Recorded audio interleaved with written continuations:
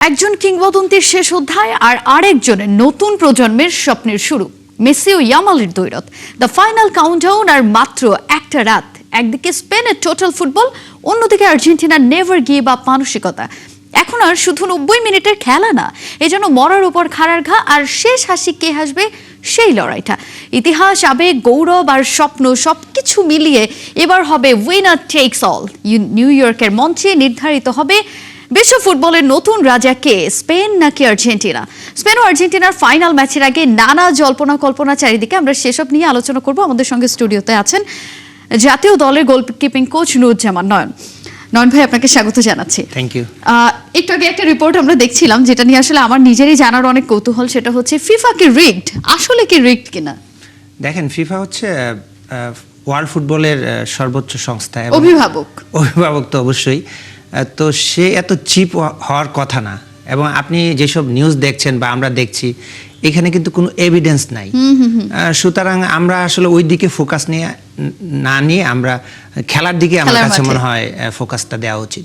এই যে বেশ কিছু আলোচনা, যে বিভিন্ন ধরনের ভিআর এর সিদ্ধান্ত যেগুলা একের পর এক আর্জেন্টিনার পক্ষেই যাচ্ছে, আসলে কি জিনিসটা কাকতালীয়ই, নাকি এটা আসলে প্রিসেট কোনো বিষয়, যে রেফারিং নিয়ে আসলে আগে থেকে কোনো একটা প্রিসেট কিছু ছিল, এরকম কি?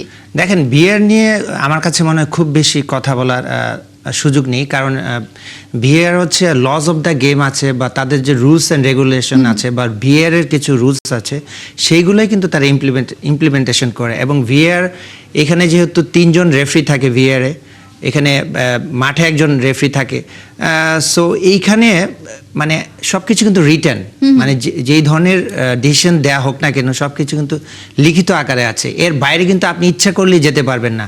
সো আমার কাছে মনে হয় এটা মানে অযথা একটা, আমার কাছে মনে হয় যে এক ধরনের কন্ট্রোভার্সি তৈরি করার জন্য।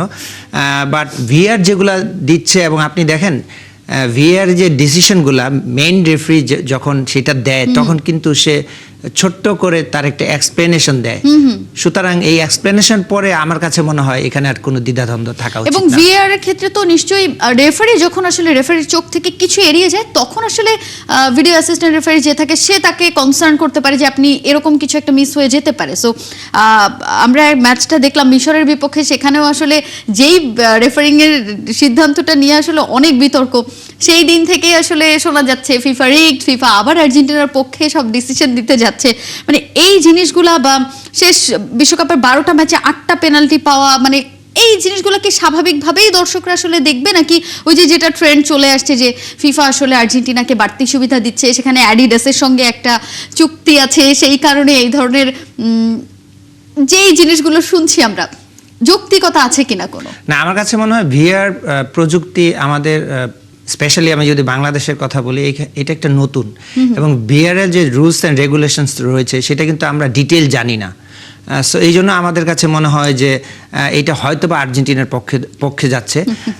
বাট ভিআর কিন্তু ইচ্ছা করলেই কোনো ভুল ডিসিশন নিতে পারবে না, কারণ তাদেরও কিন্তু একটা রেসপন্সিবিলিটি আছে। এবং আমরা অনেকেই জানি না, বিং এ রেফারি, আপনি বা আমি যদি কোনো ভুল করে থাকি, সেটারই কিন্তু পানিশমেন্ট হয়। সেটা হয়তো বা ফিফা ওভাবে ডিসক্লোজ করে না। সেই ক্ষেত্রে হয়তো বা দেখা যায় যে সে কোনো ম্যাচ পায় না, বা 1 বছর কোনো ম্যাচ পায় না। আর যদি বড় ধরনের কোনো, হ্যাঁ, বড় ধরনের যদি কোনো সাসপেক্টেড কিছু করে রেফারি, সেটা আজীবন কিন্তু সাসপেন্ড হতে পারে। বাট এগুলো কিন্তু গণমাধ্যমে রেফারি বা কি বলবো, রেফারি অ্যাসোসিয়েশন বা ফিফা কিন্তু ডিসক্লোজ করে না। সুতরাং সবাই চায় যার যার পারফরমেন্স বেশ দিতে। আমার কাছে মনে হয় এইটা এই ধরনের কিছু হওয়ার সুযোগ নেই ভিআর এগেইনস্টে। আর্জেন্টিনা স্পেন ফাইনাল, যেটা আসলে অ্যাজ এক্সপেক্টেড যেটা ছিল, আর্জেন্টিনা ফ্রান্স হয়তো ফাইনালে যাবে, এবং ফ্রান্সের যেই ফর্মটা ছিল সেটা আসলে সবাইকে অনেক আশাবাদী করছিল। সবার প্রত্যাশা ছিল 2022 কাতার ওয়ার্ল্ড কাপের ফাইনালের আবারও পুনরাবৃত্তি দেখতে যাবে মানুষ, কিন্তু সেখানে ফুটবল ভক্তদের একটা সারপ্রাইজই দিল স্পেন। স্পেনের জন্য আবার আর্জেন্টিনা, মানে আর্জেন্টিনার জন্য স্পেন কি আবার কোনো সারপ্রাইজ কিনা? না, দেখেন, আমরা সেমিফাইনাল কিছুটা আনপ্রেডিক্টেবল আমরা বলবো, কারণ আমরা ভেবেছিলাম হয়তো বা ফ্রান্স এগিয়ে থাকবে বা ফ্রান্স ফাইনাল খেলবে, কিন্তু স্পেন সারপ্রাইজলি তারা যে টেকটিক্যাল বলবো সেখানে ইমপ্লিমেন্টেশন করেছে, সেটা ফ্রান্সকে ওইভাবে খেলতে দেয়নি। অনেকে আমরা ভাবছি যে ফ্রান্স হয়তো ভালো ফুটবল খেলেনি, কিন্তু ফ্রান্সের যে স্ট্রেংথ আমি যদি বলি, ফ্রান্স কিন্তু আপনার অ্যাটাকিং ট্রানজিশনে অনেক ভালো, কারণ তাদের যে অ্যাটাকাররা আছে তারা অনেক দুর্দান্ত। যেটা করেছে স্পেন, তারা বল লুজ করার সাথে সাথেই ইমিডিয়েট প্রেস করেছে, যেটাকে আমরা কাউন্টার প্রেস বলি, এবং 4 থেকে 5 সেকেন্ডের মধ্যে কিন্তু তার বল নিয়েছে। সো ফরওয়ার্ড পাস দেওয়ার কিন্তু তারা সুযোগ দেয়নি। এবং আমার কাছে একটু হলে আশ্চর্য লেগেছে যে স্পেন ফ্রান্সের সাথে পুরো 90 মিনিট একই ধাঁচে ফুটবল খেলেছে। আর আপনি যেটা বলছিলেন যে ফাইনালে স্পেন ভার্সেস আর্জেন্টিনা কেমন হতে পারে, এটা আসলে আমার কাছে মনে হয় যে এটা টেকটিক্যাল ব্যাটেল হবে এবং at the same time physical battle হবে।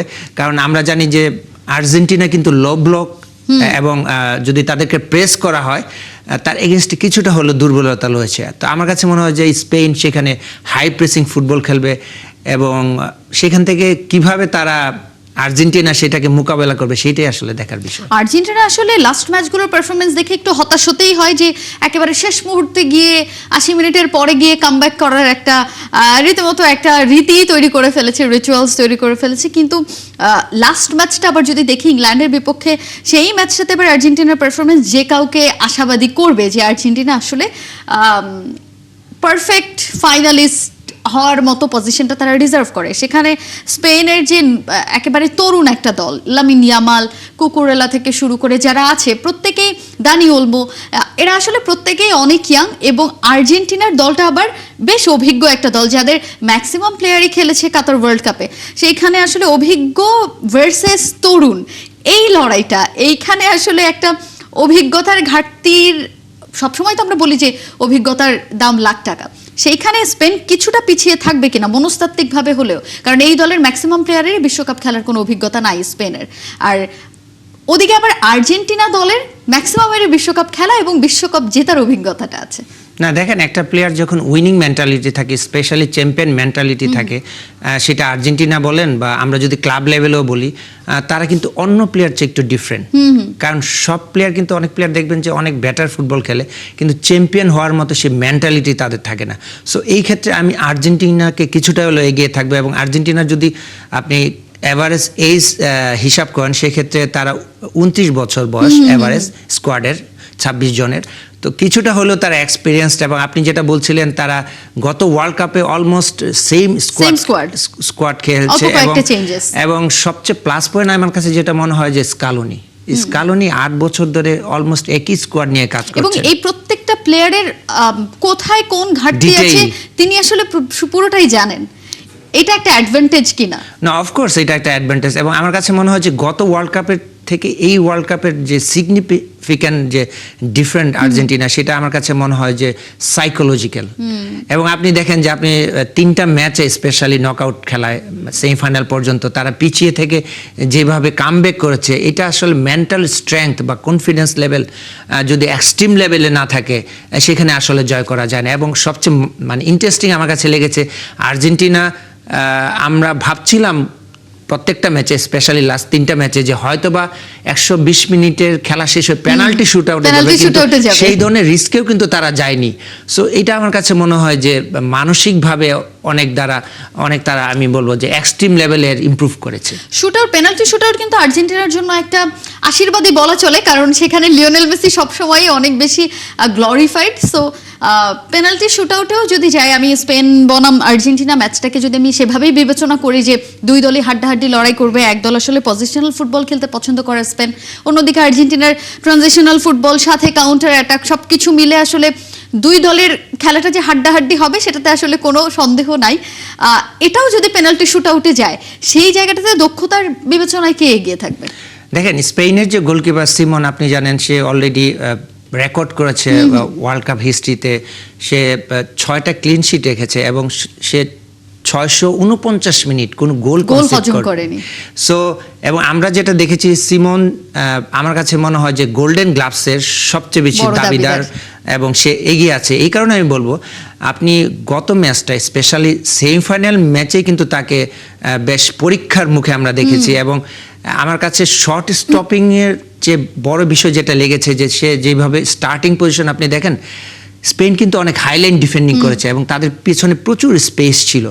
সো সেটা রেসপন্সিবিলিটি ছিল যে সিমন সেটাকে কীভাবে হ্যান্ডেল করে, এবং তার প্রথমার্ধে এবং দ্বিতীয়ার্ধে যেভাবে স্টার্টিং পজিশন অনেক উপরে ছিল এবং যেভাবে আপনি দেখেছেন স্লাইড করে একটা বল বের করেছে, একটা হেড দিয়ে বল ক্লিয়ার করেছে, এটা আসলে আনবিলিভেবল। এবং এইটা মনে হয় যে ওয়ার্ল্ড কাপের দুইটা বেস্ট সেভ। যদি আমরা এই জিনিসটা হয়তো ভাবে বুঝি না, যারা কোচিং রিলেটেড আছেন বা যারা টেকটিক্যাল জিনিসটা বোঝেন বা দেখেন, তারা এটা বুঝতে পারবেন যে এটা আসলে দুটো গোল কিন্তু সেভ করেছে। অ্যাট দ্য সেম টাইম আর্জেন্টিনাও কিন্তু পেনাল্টি শুটআউট আমরা দেখেছি বেশ কয়েকটা ম্যাচে জিতেছে। সো আমার কাছে মনে হয় পেনাল্টি শুটআউট এটা অনেকটা ভাগ্যের একটা ব্যাপার থাকে এবং অ্যাট দ্য সেম টাইম কনফিডেন্সের একটা বিষয় থাকে। তো আমার কাছে মনে হয় পেনাল্টি শুটআউট এনিবডিজ ম্যাচ এবং যে কোনো দলের সেই ক্ষেত্রে জয়লাভের সম্ভাবনা থাকবে। যেটা বলছিলাম অভিজ্ঞ বনাম তরুণের লড়াই, সেই জায়গাটাতে আসলে লামিন ইয়ামাল একটা বড় ভরসার নাম এবং অ্যাজ পার ইন্টারন্যাশনাল মিডিয়া, যেটা আসলে ESPN ফুটবল থেকে শুরু করে আল জাজিরা এরা আসলে নিউজ করেছে, যতটুকু আমি দেখেছি যে ইয়ামালের একটা ছোট্ট ইনজুরি আছে এবং এই ইনজুরিটার জন্য তাকে লাস্ট ট্রেনিং সেশনটাতেও কোচ আসলে বিশ্রামেই রেখেছেন।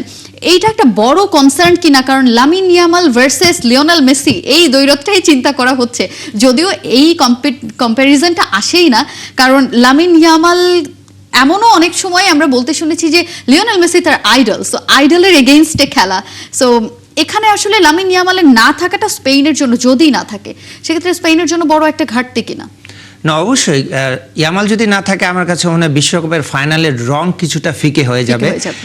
কিন্তু তাদের যে কোচ সে অলরেডি বলেছে যে ইয়ামালের ইনজুরিটা খুব বেশি না এবং সে আশা করছে যে ফাইনালে খেলবে।